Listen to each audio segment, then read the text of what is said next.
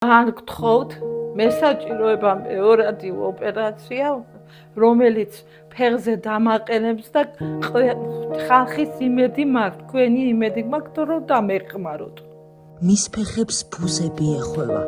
ის მთელი დღე გაუნձრევლად ზის, რადგან ტკივილმა მოძრაობის შესაძლებლობა წაართვა. თუმცა ადრე ჯანიკო ნადირაძე იმერეთიდან ძლიერი ქალი იყო. დილას ადრე იღვიძებდა, ძროხებს წვერიდა, ყველი ამოყავდა, ეზოს და ოჯახს სურდა. ყველაფერი 2017 წელს მუხლზე ჩატარებული ოპერაციის შემდეგ შეიცვალა.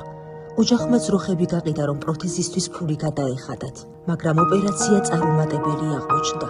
შვების ნაცვლად ახალი ტანჯვა დაიწყო, ფეხი გაუსივდა, ყოველი ნაბიჯი წამებად იქცა.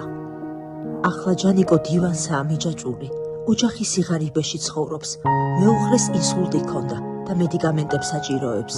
დღეს ჯანიკოს მხოლოდ ერთი იმედი დარჩა, ოპერაცია თურქეთში. ეს მისი შანსია, კვლავ ფეხზე დადგეს და სიცოცხლე უკან მოიბრუნოს.